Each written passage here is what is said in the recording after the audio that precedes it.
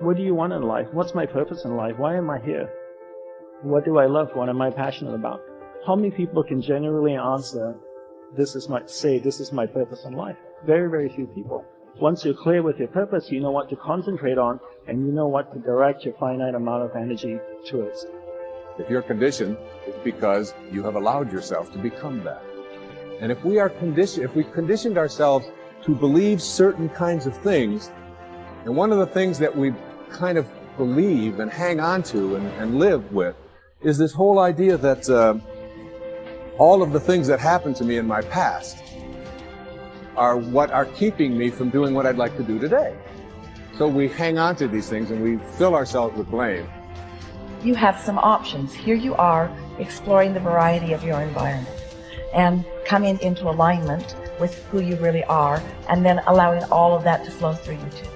So in every moment in time, you have the option of focusing in a way that increases and enhances your alignment and your joy, which causes you to resonate with everything you put into your vortex, or something else.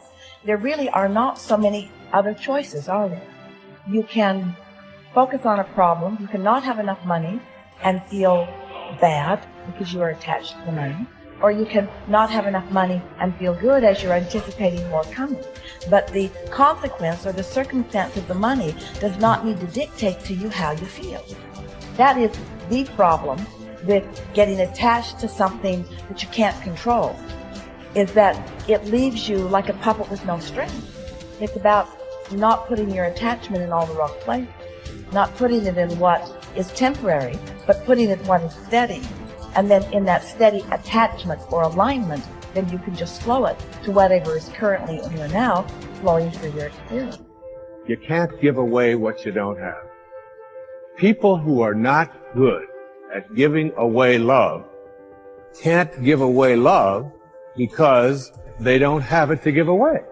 If I want to give you a dozen oranges, I can't give you those dozen oranges unless I go out and pick up 12 oranges someplace. Otherwise, all it is just empty rhetoric. And the same thing is true of virtually everything in your life. You can't give away love for others if you don't have love in here to give away. If what you have in here is contempt, if what you have in here is anger, if what you have in here is fear, then these are the things you're going to be giving away in your life. Every one of you are drawing a picture with your life. You're the artist. Your hands and your feet are the paintbrushes. And the choices and decisions you're making right now are the paint strokes. You can paint whatever picture you want to paint.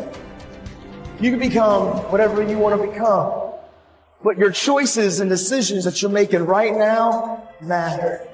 You got to have the grit and the tenacity to push forward and give it a little bit more than what you have right now.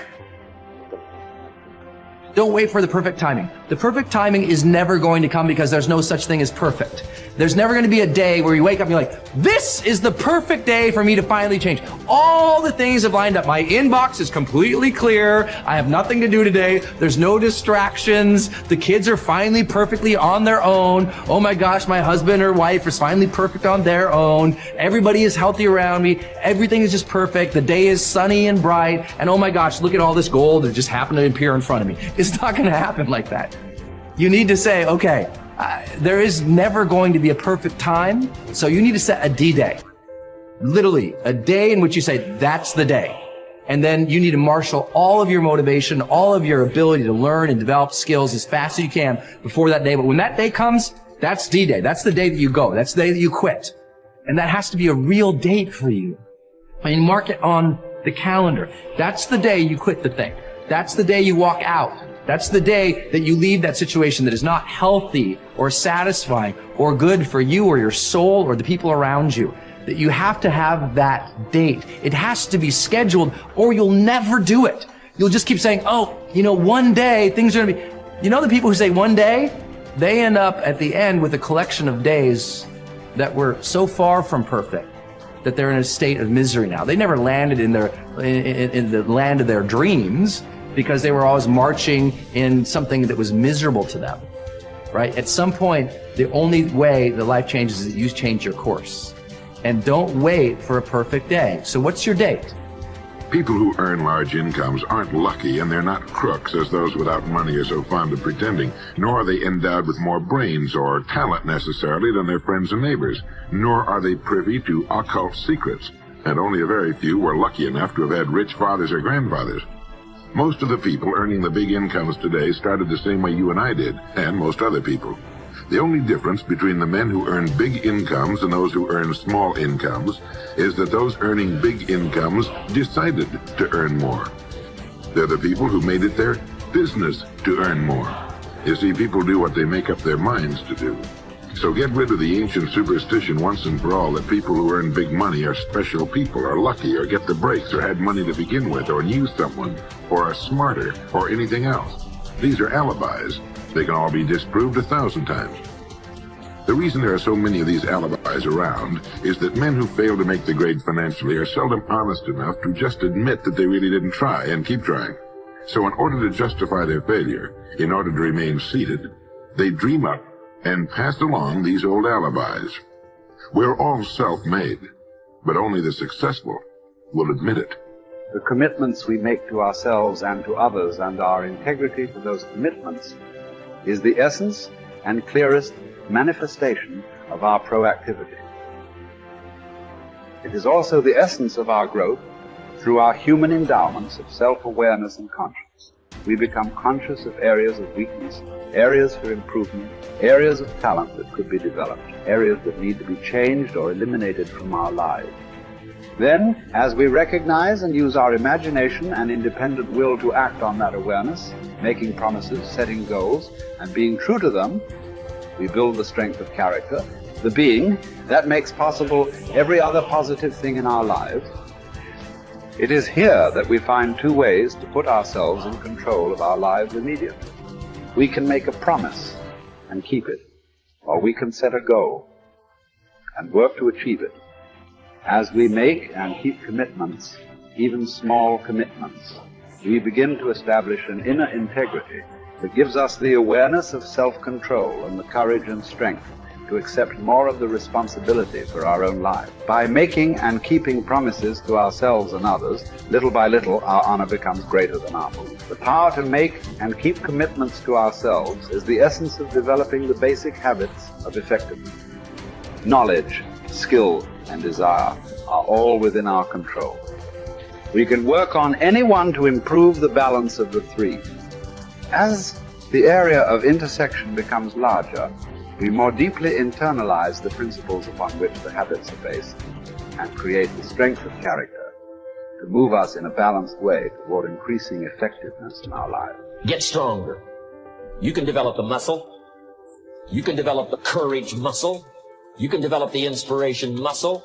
You can develop the dedication muscle. You can get stronger. There isn't anybody here that can't get stronger. Next time we see you, may not even recognize you. How strong you're going to be able to become in language, in style, in personality, the ability to cope, the ability to handle with anything that happens, no matter what happens. And the third one is get better. We can all get better. I've gotten better. First talk I gave, I stood up, my mind sat back down. But here's the secret to my success. I stood up and did it again. Stood up and I did it again. And I did it again, and I did it again all those many years ago. I did it when I was scared, and I did it when I didn't want to, and I did it when I was ill. And I did it when it didn't work well, and I did it when they didn't appreciate it, and I didn't a lot of times when I didn't know much what I was doing. I just did it anyway.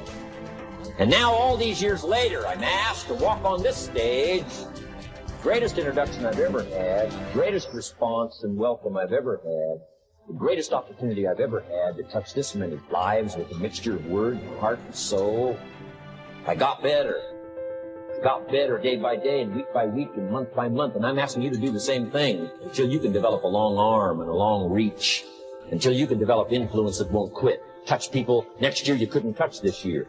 Touch people now you couldn't touch before. Conduct a meeting now you couldn't conduct before. Heart and soul now mixed in there that wasn't there, missing before. I'm asking all of you to get better, in spite of the winters, in spite of the downturn. The money downturn, the social downturn, the personal downturn, whatever it is. Just get stronger. Get better. The key is not to wish for a better winter. Key is to wish for more strength, more wisdom, more courage, get better, get wiser, get stronger.